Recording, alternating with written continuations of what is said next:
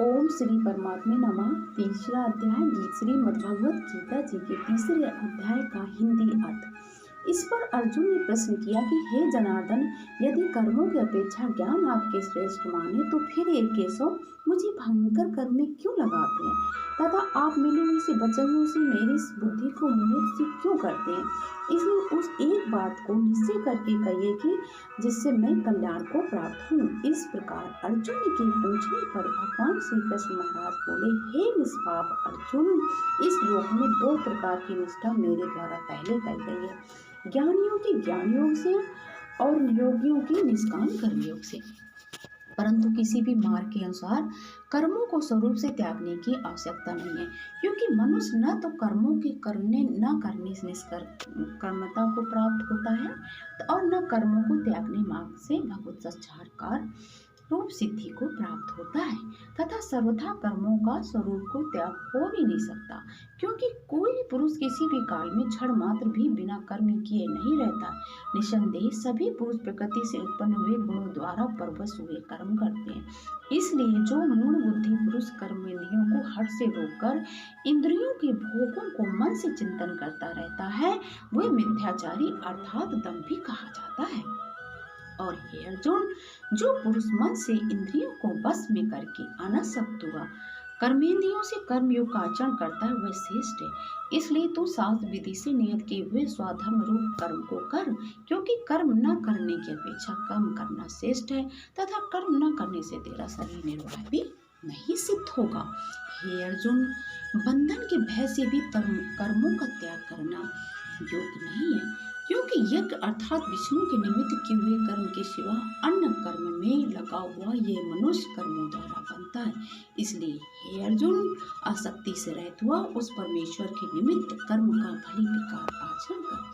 कर्म न करने से तो पाप को भी प्राप्त होगा, क्योंकि प्रजापति ब्रह्मा ने कल्प के आदि में यज्ञ सहित प्रजा को रचकर कहा कि इस यज्ञ के द्वारा तुम लोग वृद्धि को प्राप्त हो और ये यज्ञ तुम लोगों को इच्छित फल देना कामनाओं के देने वाला होवे तथा तुम लोग इस यज्ञ द्वारा देवताओं की उन्नति करो और वे देवता लोग तुम लोगों की उन्नति करें। इस प्रकार आपस में कर्तव्य समझकर उन्नत करते हुए परम कल्याण को प्राप्त होगे तथा यज्ञ द्वारा बढ़ाए हुए देवता लोग तुम्हारे लिए बिना मांगे ही प्रिय भोगों को देंगे। उनके द्वारा दिए भोगों को जो पुरुष इनके लिए बिना ही दिए ही भोगता है, वो निश्चय चोर है। कारण कि यज्ञ से शेष बचे हुए अन्न को खाने वाले श्रेष्ठ पुरुष सब पापों से छूटते हैं और जो पापी लोग अपने शरीर पोषण के लिए ही पकाते हैं, वो तो पाप का ही खाते हैं, मतलब पाप को ही खाते हैं, क्योंकि संपूर्ण प्राणी अन्न से उत्पन्न होते हैं और अन्न की उत्पत्ति वृष्टि से होती है तथा वृष्टि यज्ञ से होती है और यह यज्ञ कर्मों से उत्पन्न होने वाला है तथा उस कर्म को तो वेद से उत्पन्न हुआ जान और वेद अविनाशी परमात्मा से उत्पन्न हुआ है। इससे सर्वव्यापी परम अच्छा परमात्मा सदा ही यज्ञ में प्रतिष्ठित है। हे पार्थ, जो पुरुष इस लोक में इस प्रकार चलाए हुए सृष्टि चक्र के अनुसार नहीं बरतता है, अर्थात शास्त्रानुसार कर्मों को नहीं करता है, वे इंद्रिय के सुख को भोगने वाला पापायु पुरुष व्यर्थ ही जीता है। परंतु जो मनुष्य आत्मा में ही प्रीति वाला और आत्मा में ही तृप्त तथा आत्मा में ही संतुष्ट हुए, उसके लिए कोई कर्तव्य नहीं है, क्योंकि इस संसार में उस पुरुष का किए जाने से भी कोई प्रयोजन नहीं है और न किए जाने से भी कोई प्रयोजन नहीं है तथा इसका संपूर्ण भूत में कुछ भी स्वार्थ का संबंध नहीं है, तो भी उसके द्वारा केवल लोक हितार्थ कर्म किए जाते हैं। इससे तू अनासक्त हुआ निरंतर कर्तव्य कर्म का भली प्रकार आचरण कर, अच्छी प्रकार आचरण कर, क्योंकि अनासक्त पुरुष कर्म करता हुआ परमात्मा को प्राप्त होता है। इस प्रकार जनकादि भी आसक्ति रहित कर्म द्वारा ही परम सिद्धि को प्राप्त हुई। इसलिए तथा लोक संग्रह को देखता हुआ भी तो कर्म करने के ही योग है, क्योंकि श्रेष्ठ पुरुष जो आचरण करता है, अन्य पुरुष भी उसके अनुसार बरतते हैं। वही पुरुष जो कुछ प्रमाण कर देता है, लोग भी उसी के अनुसार बरतते हैं। इसलिए हे अर्जुन, यद्यपि मुझे तीनों लोकों में कुछ भी कर्तव्य नहीं है तथा किंचित भी प्राप्त होने की वस्तु का प्राप्त नहीं है, तो भी मैं कर्म में बरतता हूँ, क्योंकि यदि मैं सावधान हुआ कदाचित कर्म में न बरतूं तो हे अर्जुन, सब प्रकार से मनुष्य मेरे बर्ताव के अनुसार बरतते हैं अर्थात बरतने लग जाए। तथा यदि मैं न कर्म करूं तो हे अर्जुन, सब प्रकार से मनुष्य मेरे बर्ताव के अनुसार बरतने लग जाए और मैं सब लोगों का योग भ्रष्ट कारक कहलाने वाला बन जाऊं। इसलिए हे अर्जुन, हे भारत, कर्म में आसक्त हुए अज्ञानी जन जैसे कर्म करते हैं वैसे ही असक्त और विद्वान भी लोक शिक्षा को चाहता हुआ कर्म करे। ज्ञानी पुरुष को चाहिए कि कर्मों में आसक्ति वाले ज्ञानियों की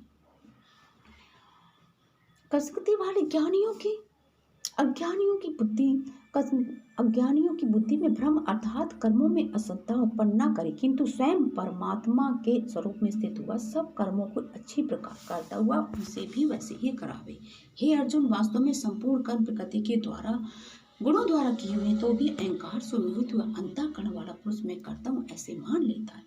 परंतु हे महाबाहो, गुण विभाग और कर्म विभाग के तत्व को जानने वाला ज्ञानी पुरुष संपूर्ण गुणों में बढ़ते हैं ऐसे मानकर नहीं आसक्त होता है। और प्रकृति के गुणों से मोहित हुआ पुरुष गुण और कर्मों में आसक्त होते हैं। उन अच्छी प्रकार न समझने वाले मूर्खों को अच्छी प्रकार जानने वाला ज्ञानी पुरुष चलायमान न करे। इसलिए अर्जुन, तू ध्यान निष्ठ चित्त से संपूर्ण कर्मों को मुझ में समर्पण करके आशा रहित और ममता रहित होकर संताप रहित हुआ युद्ध कर। हे अर्जुन, जो कोई भी मनुष्य दोष बुद्धि से रहित और श्रद्धा से युक्त हुआ सदा ही मेरे इस मत के अनुसार बढ़ते हैं वे संपूर्ण पुरुष कर्म से छूट जाते हैं। और जो दोष दृष्टि वाले मूर्ख लोग इस मेरे मत के अनुसार नहीं बढ़ते उन संपूर्ण ज्ञानों में मोहित चित्त वालों को तो कल्याण से भ्रष्ट हुए जान, क्योंकि सभी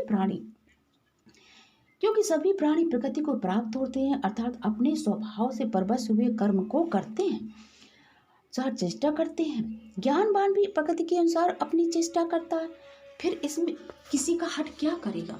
इसलिए मनुष्य को चाहिए कि इंद्रिय के अर्थ में अर्थात सभी इंद्रियों की भोगों में स्थित जो राग द्वेष है उन दोनों के बस में नहीं होवे, क्योंकि इससे वे दोनों ही कल्याण मार्ग में वृद्धि उत्पन्न करने वाले महान शत्रु हैं। इसलिए उन दोनों को जीत कर सावधान हुआ स्वधर्म का आचरण करें, क्योंकि अच्छी प्रकार आचरण के हुए दूसरे के धर्म से गुण रहित भी अपना धर्म अति उत्तम है।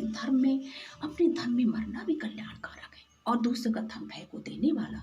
इस पर अर्जुन ने पूछा, फिर पुरुष बलात् लगाए हुए सदस्यना चाहते हुए किससे प्रेरा हुआ पाप का आचरण करता है। इस प्रकार अर्जुन के पूछने पर श्री कृष्ण महाराज बोले, हे अर्जुन, रजोगुण से उत्पन्न हुआ ये कामी क्रोध है, यही महाअसन अर्थात अग्नि के सदस्य भोगों से न तृप्त होने वाला और बड़ा पापी है। इस विषय में इसको भी तुम बैरी जान। जैसे धुएं से अग्नि और मल से दर्पण ढका जाता है, जैसे जेर से गर्भ ढका हुआ है, वैसे ही उस काम के द्वारा ये ज्ञान ढका हुआ है। और हे अर्जुन, इस अग्नि सदस्य न पूर्ण होने वाले काम रूप ज्ञानियों के नित्य बैरी से ज्ञान ढका हुआ है। इंद्रिया, मन और बुद्धि इस काम के वास स्थान कहे जाते हैं और ये काम इन मन, बुद्धि और इंद्रियों द्वारा ही ज्ञान को आच्छादित करके जीवात्मा को मोहित करता है।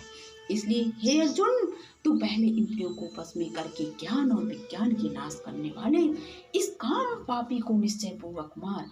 और यदि तू समझे कि इंद्रियों को रोक कर काम रूप बैरी को मारने की शक्ति नहीं है तो तेरी ये भूल है, क्योंकि इस शरीर से तो इंद्रियों को पर श्रेष्ठ, बलवान और सूक्ष्म कहते हैं, और इंद्रियों से पर मन है और मन से भी परे बुद्धि है, और जो बुद्धि से अत्यंत पर है वह आत्मा है। इस प्रकार बुद्धि से पर अर्थात शून्य तथा सब प्रकार बलवान और श्रेष्ठ अपने आत्मा को जानकर बुद्धि के द्वारा मन को बस में करके हे महाबाहो, अपनी शक्ति को समझकर इस दुर्जय काम रूप शत्रु को मार। इस प्रकार श्री कृष्ण भगवान ने श्रीमद् भागवत गीता के 3 अध्याय को कुरुक्षेत्र में भगवान कृष्ण ने अर्जुन जी को ये उपदेश दिया। इस 3 अध्याय में 43 यानी 43 श्लोक है। बोलो जय श्री कृष्णा।